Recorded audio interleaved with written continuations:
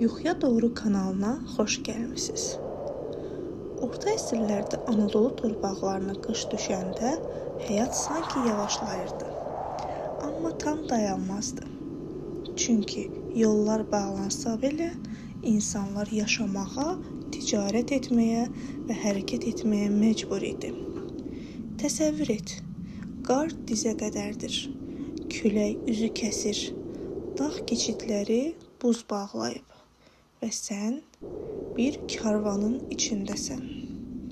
Bu sadəcə səfər deyil, bu həyatda qalmaq mübarizəsidir. Orta əsrlərdə qışda səfər təsadüfi olmurdu. Hər şey əvvəlcədən planlanırdı. Karvan rəhbərləri təcrübəli və ehtiyatlı insanlar olurdu.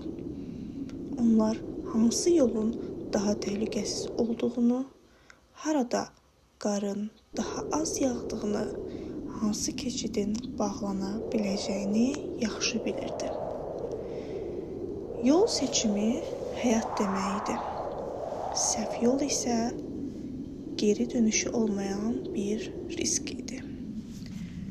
Buna görə də qışda ən qısa yol yox, ən təhlükəsiz yol seçilirdi. Karvanlar heç vaxt tək getmirdi. Onlarla, bəzən yüzlərlə insan və heyvandan ibarət olurdu. Çünki birlik təhlükəsizlik demək idi. Yolda quldur hücumları adi hal idi. Xüsusilə qışda. Yollar boşaldıqca hücum ehtimalı artırdı. Karvanlar buna qarşı silahlı mühafizəçilər götürüldü. Gecələr növbə ilə keşik çəkilirdi. Amma təhlükə təkcə insanlardan gəlmirdi. Soyuq ən böyük düşmən idi. İnsanlar soyuqdan qorunmaq üçün qalın yun paltarlar geyinirdi. Üstündən kürk atırdılar. Ayaqlara isə dəridən hazırlanmış, içi yunla doldurulmuş ayaqqabılar geyinilirdi. Əllər donmasın deyə əlcəklər, baş üçün qalın papaqlar istifadə olunurdu. Amma ən çətini heyvanları qorumaq idi. Çünki karvanın həyatı onların üzərində idi. Atlar, qatırlar, dəvələr yükü daşıyan əsas qüvvə idi. Onlar üçün əlavə yem götürülür, gecələr küləkdən qorunacaq yer seçilirdi. Bəzən heyvanların üstü örtülür, hətta isti qalması üçün yan-yana bağlanırdı. Bir heyvanın itirilməsi bəzən bütün səfərin bitməsi demək idi. Uzun və çətin yolların ortasında isə bir ümid var idi. Karvansaraylar. Bu tikililər sanki qışın ortasında bir xilasedici kimi idi. Yolcular üçün isti bir sığınacaq, təhlükəsiz bir gecələmə yeri. Karvansaraylara çatmaq bəzən həyatda qalmaq demək idi. Burada insanlar isinərdi, yemək yeyərdi, yaralarını sağaldardı. Heyvanlar istirahət edərdi. Gecə isə qalın divarlar arxasında küləyin səsi kəsilirdi və yolcular bir neçə saatlıq da olsa rahat nəfəs alırdı. Qış təkcə yolcular üçün çətin deyildi. Köçəri tayfalar da bu mövsümə ciddi hazırlaşırdı. Onlar qış gəlməzdən əvvəl daha mülayim ərazilərə köç edir, heyvanları üçün yem ehtiyatı toplayırdı. Çadırlar möhkəmləndirilir, küləyə davamlı qurulurdu. Oturaq yaşayan insanlar isə payızdan hazırlığa başlayırdı. Taxıl yığılır, quru qidalar hazırlanır, odun ehtiyatı toplanırdı. Çünki qış uzun idi və səhvə yer yox idi. Bəzən isə bütün planlara baxmayaraq təbiət qalib gəlirdi. Qar fırtınası qəfil başlayırdı. Yollar itirdi. İnsanlar istiqaməti itirirdi. Belə anlarda karvan dayanır, sığınacağı axtarır və ya bir-birinə daha da sıx bağlanırdı. Çünki tək qalmaq demək olar ki, ölüm demək idi. Orta əsrlərdə qışda səfər sadəcə fiziki güc deyil, ağıl, səbir və birlik tələb edirdi. Hər addım düşünülmüş, hər qərar ölçülmüş olmalı idi. Və bütün bu çətinliklərə baxmayaraq, insanlar yenə də yola çıxırdı. Çünki həyat davam edirdi. İndi isə gözlərini yum. Qar səssizcə yağır. Uzaqda zəif bir zəng səsi eşidilir. Karvan yavaş-yavaş irəliləyir, ayaq səsləri qarın içində itir. Gecələr daha çətin idi. Temperatur kəskin düşürdü. Od qalamaq hər zaman mümkün olmurdu. Həm odunça tapmaq çətin idi, həm də tüstü uzaqdan görünərək quldurlar üçün siqnal ola bilərdi. Bu səbəbdən insanlar bir-birinə yaxın oturur, bədən istiliyini bölüşürdü. Yorğan kimi qalın parçalar, heyvan dəriləri istifadə olunurdu. Sükutun içində yalnız küləyin səsi eşidilirdi və uzaqdan gələn, bəzən anlaşılmayan səslər. Bu səslərin nə olduğunu heç kim dəqiq bilmirdi. Bəzən vəhşi heyvanlar, bəzən küləyin oyunu. Amma qorxu həmişə real idi.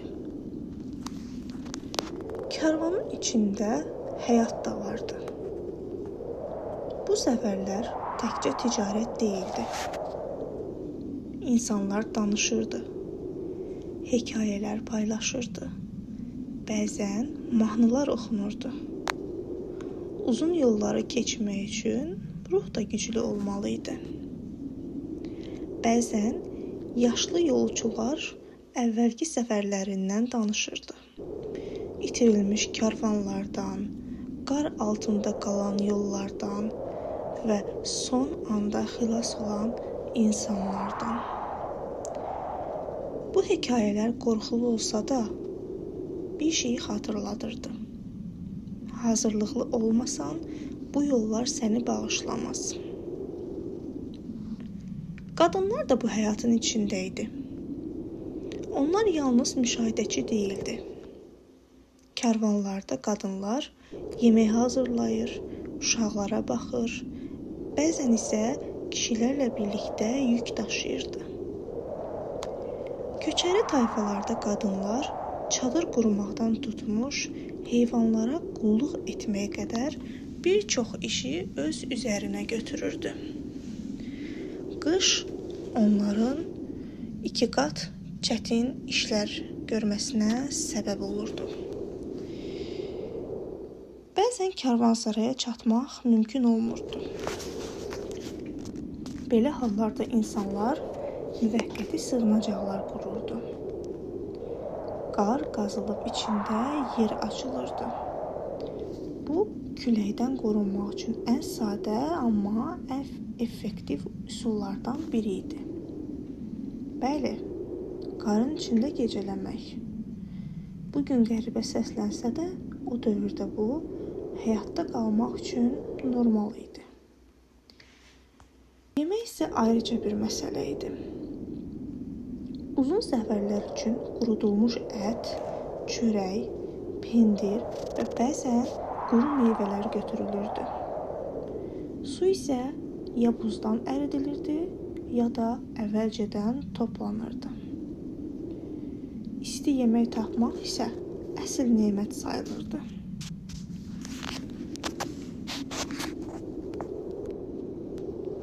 Bəzən isə yol səssiz olmurdu. Qarın altında gizlənən təhlükələr vardı. Ayağın altındakı torpaq hər an sürüşə bilərdi. Xüsusilə dağlıq ərazilərdə qarın altında buz təbəqəsi yaranırdı. Bir səhv addım və insan dərəyə yuvarlana bilərdi. Karvan buna görə yavaş hərəkət edirdi. Ən öndə gedənlər yolu yoxlayır, təhlükəli yerləri digərlərinə xəbər verirdi. Çaylar və su yolları da qışda fərqli bir təhlükəyə çevrilirdi. Bəzi çaylar donurdu. Amma buz hər zaman etibarlı olmurdu. Üstündən keçmək riskli idi.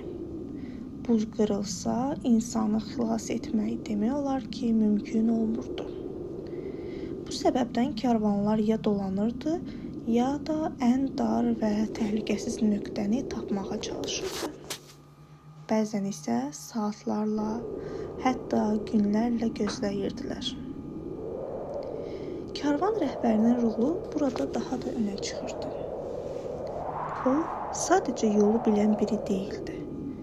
O, qərar verən idi. Kimin irəli gedəcəyini, kimin geri qalacağını, nə vaxt dayanacağını o müəyyən edirdi. Bəzən ən çətin qərarlar da verməli olurdu. Zəif düşənləri gözləmək, yoxsa karvanı xilas etmək üçün davam etmək. Bu qərarlar ağır idi. Amma o dövrdə hiss yox, məntiq qalib gəlməli idi. Uşaqlar da bu səfərlərin içində idi. Onlar üçün bu səfər həm qorxulu, həm də anlaşılmaz idi. Soyuqdan qorunmaq üçün analar onları bərk-bərk qucaqlayır, bəzən öz paltarlarını uşağa verirdi. Ana instinkti o dövrdə də eyni idi.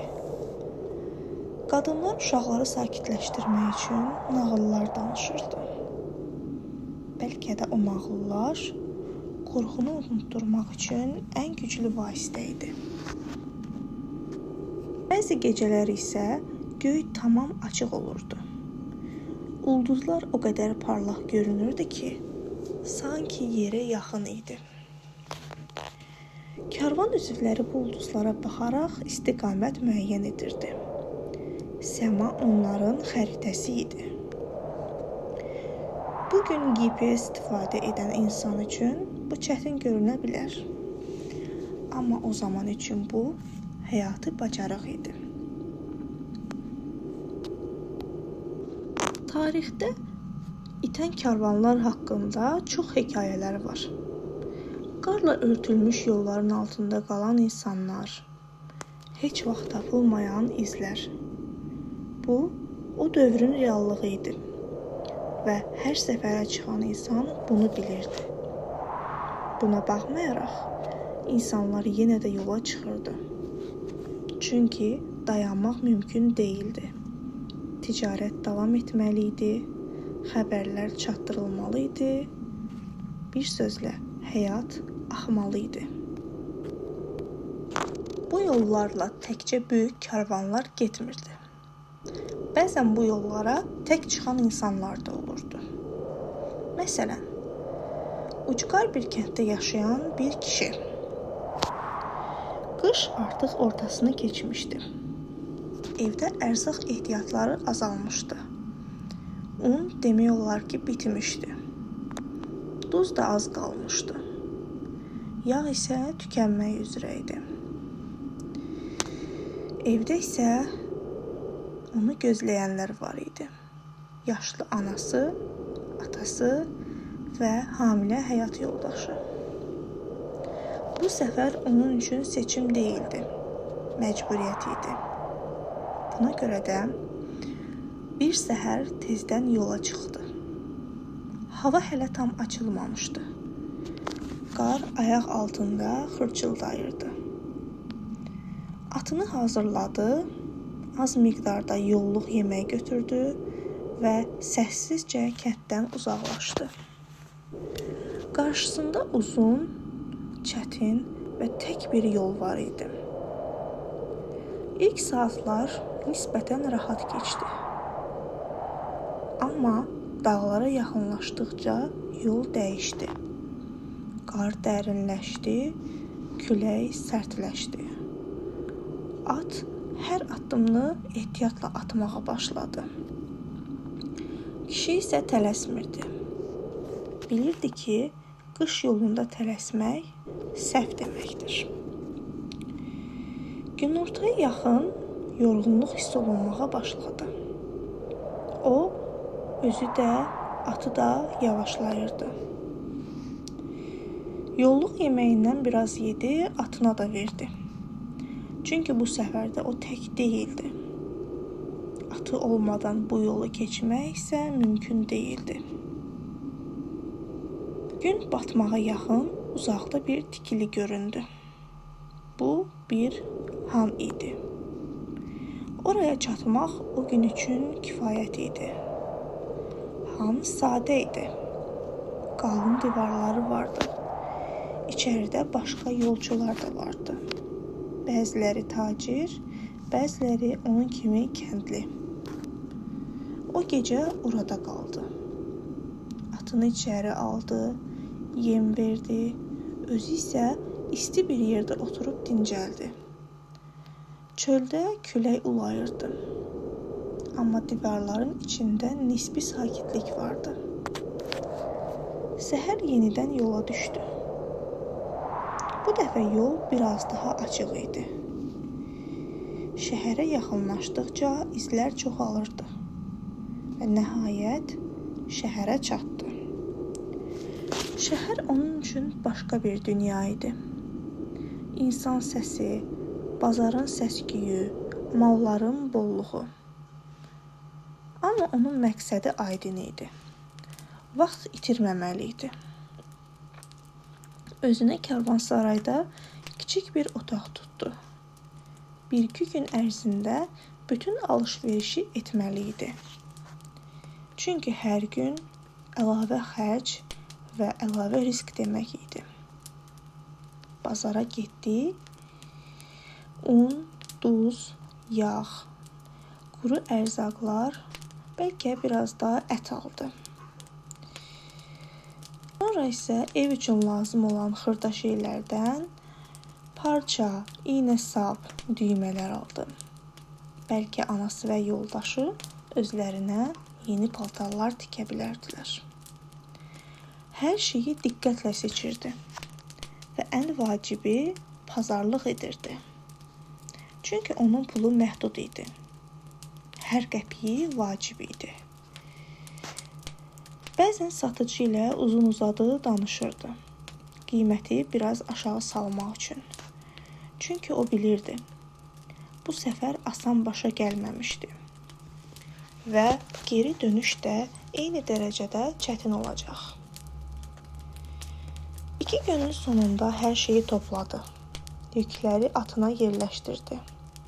Artıq dönüş vaxtı idi. Geri dönüş həmişə daha çətin olurdu. Çünki gələndə yüksüz gəlmişdi, qaydanda isə yüklə qaydırdı və yükü ağır idi. Buna görə də at daha yavaş hərəkət edirdi. Yollar isə dəyişməmişdi. Yenə soyuq, yenə sərt, yenə səssiz. Yolda yenə həmin o hanın yanından keçdi. Bəlkə bir gecə yenə orada qaldı, bəlkə yox. Amma dayanmaq çox uzadıla bilməzdi. Çünki evdə onu gözləyənlər var idi. Hər addımda bir düşüncə vardı. Evə çatmalıyam. Tezliklə evə çatmalıyam. Soyuq dəyişməmişdi. Yol dəyişməmişdi. Risklər də eyni idi. Amma bu dəfə onun içində daha güclü bir səbəb vardı. Ailəsi. Nəhayət kəndə yaxınlaşanda uzaqdan tüstü göründü. Bu onun evi idi. O an bütün yorğunluq biraz azalırdı. Çünki bu uzun və çətin yolun bir səbəbi vardı. Və o səbəb onu gözləyirdi. Orta əsrlərdə qış yolları təkcə karvanların deyil, belə sadə insanların da yolu idi. Və bəzən ən çətin səfərlər ən böyük səbəblər üçün edilirdi. Videomuz burada yekunlaşır. Bəlkə də sən artıq şirin yuxudasan. Əgər bu cür videolar sənin yuxuna getməyi asanlaşdırırsa, o zaman kanalımıza abunə ol və videonu bəyən ki, növbəti videolarda sənin qarşına çıxsın. Gecən xeyrə qalsın, yuxun şirin olsun.